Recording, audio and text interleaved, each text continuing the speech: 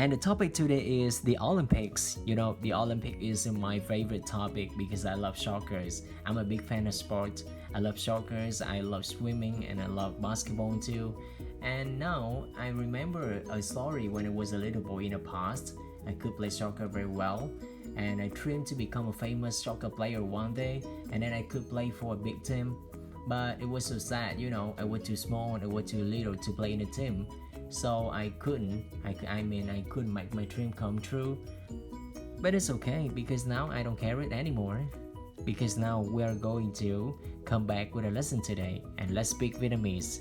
Alright? Rồi bây giờ chúng ta sẽ bắt đầu nhé.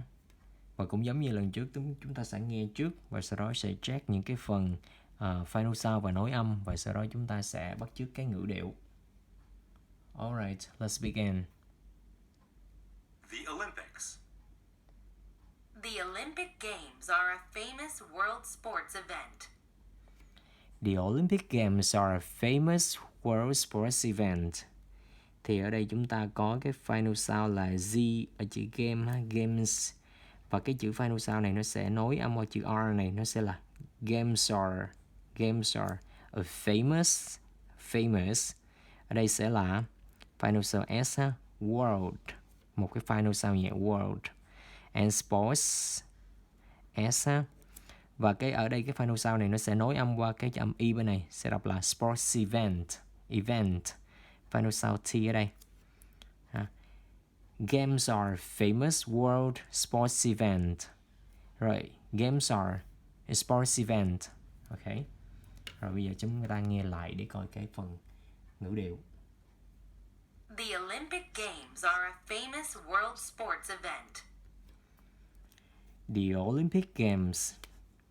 Đi chỗ này chúng ta sẽ hơi lên giọng cho này. The Olympic Games are a famous, hơi lên giọng chữ famous world sports event. Ở đây chúng ta sẽ hơi xuống giọng lại một tí xíu. The Olympic Games are a famous world sports event. Rồi tiếp nhé.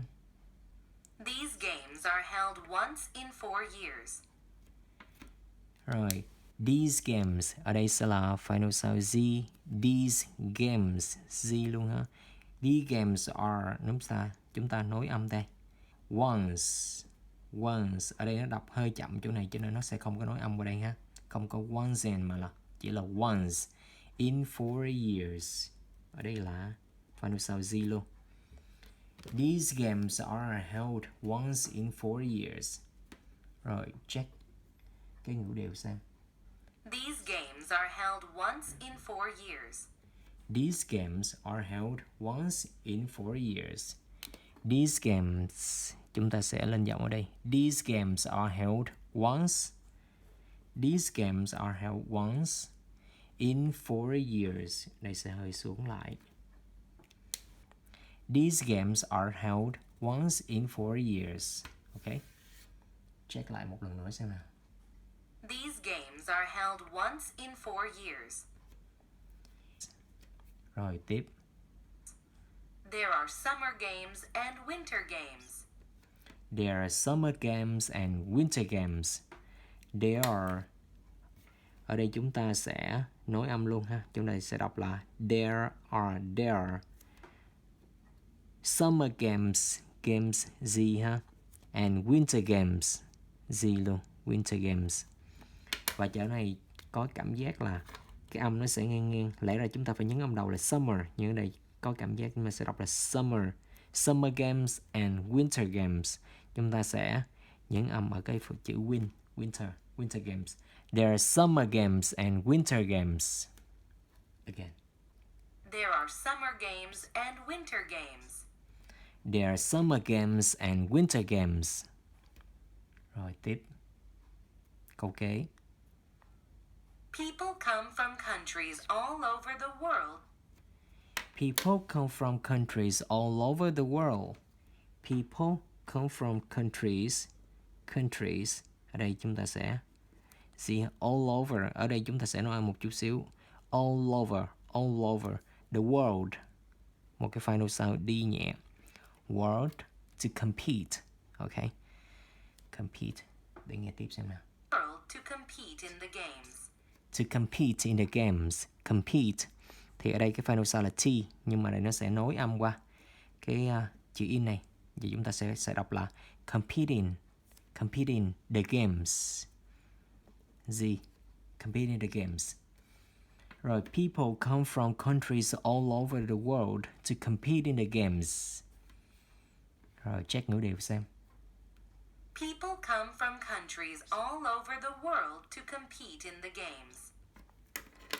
People, ở đây lẽ ra phải đọc people, nhưng mà ngữ điệu của chúng ta sẽ là people come from countries all over the world. People come from countries all over the world. Chỗ này hơi lên tê đây chút xíu nha. All over the world to compete in the games. Và chữ games thì chúng ta xuống. Compete in the games. People come from countries all over the world to compete in the games. Ok. Rồi, câu kế. These games started a long time ago in Greece. These final sound Z ha. These games Z luôn. Started. Ở đây cái phần idiom chúng ta sẽ phát âm là it và sẽ đọc là started. A long time ago in Greece. Greece ở đây là final sound S ha. Greece. Rồi. Chúng ta sẽ check cái ngữ điệu. These games started a long time ago in Greece. Không có phần nối âm nào ở đây. These games started a long time ago in Greece. These games started a long time ago in Greece. A long time ago in Greece. These games started a long time ago in Greece. Chúng ta sẽ lên giọng ở hai chỗ này. Rồi chúng ta nghe lại một lần nữa. These games started a long time ago in Greece. These games started a long time ago in Greece. Rồi câu kế. In those days.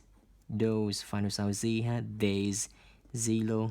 In those days, ở đây chúng ta sẽ lên giọng ở đây. In those days, only men took part in them. Only men took part in them. Ở đây là part, lẽ ra sẽ là final sound T. Nhưng mà ở đây là chúng ta sẽ nói âm qua take part in, took, final sound K. Nhưng mà có một số cái nguyên tắc mà phát âm đối với những cái âm này chúng ta không phát âm luôn. Và trong đây là một trong những trường hợp đó. Mình sẽ nói kỹ ở những cái phần sau vậy. Only men took part in them. Only men took part in them. Rồi. In those days, only men took part in them. In those days, only men took part in them. Đây hơi xuống xíu. In those days, only men took part in them. Rồi, câu kế nhé. There were only a few sports events. There were only. Ở đây chúng ta sẽ có một cái phần nối âm nhẹ chữ were và cái nguyên âm on. Were only a few sports. Ở đây là final sound S sports. Và chúng ta sẽ nối âm vào cái chữ event này là sports events. Ở đây final sound S luôn ha. Rồi, there were only a few sports events.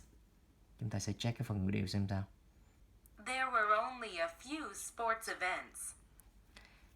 There were only a few sports events. Ok, nó hơi lên giọng mà chữ few chút xíu ha. There were only a few sports events. Ok, next.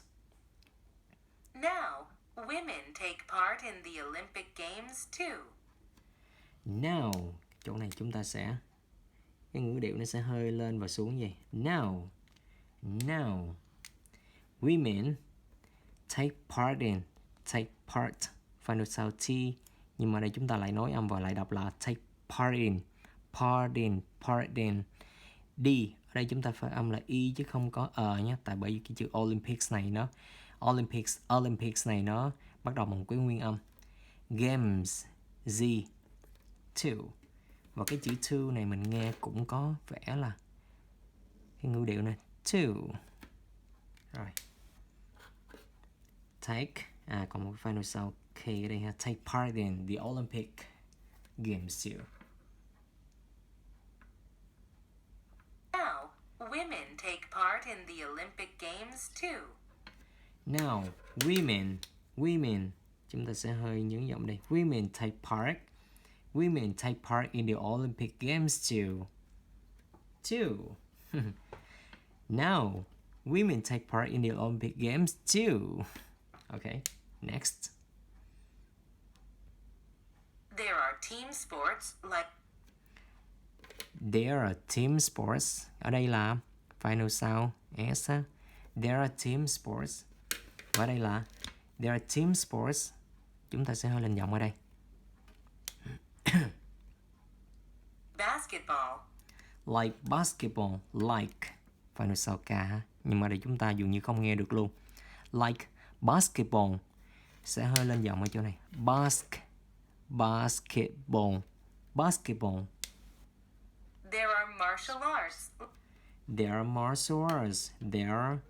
There are martial arts. Ở đây cái chữ L này chúng ta sẽ nối âm qua đây.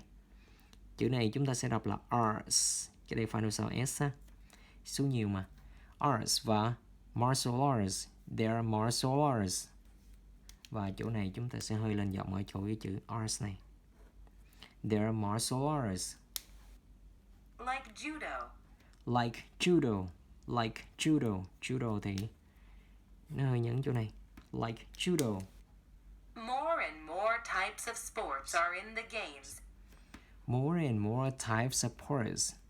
Types chúng ta sẽ có cái final sound S đây và sẽ có một phần nối âm nhẹ đây. Types of.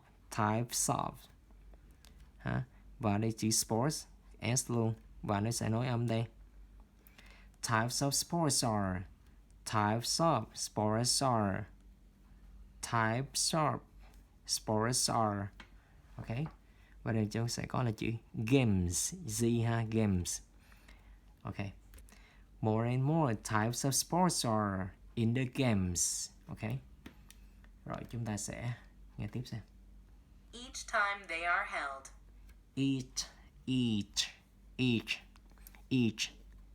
Each âm chờ ha. T S dài. Each time they are held. Một cái final sound D nhẹ. They are held. Rồi chúng ta sẽ nghe cái phần ngữ điệu xem. More and more types of sports are in the games each time they are held. More and more types of sports are in the games each time they are held. More and more types of sports are in the games. More and more types of sports are in the games. Each time they are held. Each time they are held. Rồi xuống đây cái chúng ta kiểm tra lại xem. More and more types of sports are in the games each time they are held. More and more types of sports are in the games each time they are held. Each time they are held. Okay? Yeah, it's done today. Thank you for watching. Và đây là cái bài thứ hai. Mình cũng cố gắng làm cho nó cực kỳ đơn giản để các bạn có thể thực tập được trong 15 phút. Và hy vọng là những cái thời gian rảnh rỗi của các bạn có thể sử dụng nó một cách hữu ích cho bản thân để luyện tập, để phát triển khả năng tiếng Anh của mình. Bây giờ cũng khuya rồi, chắc mình đi ngủ thôi. Tạm biệt mọi người, hẹn gặp lại. See you.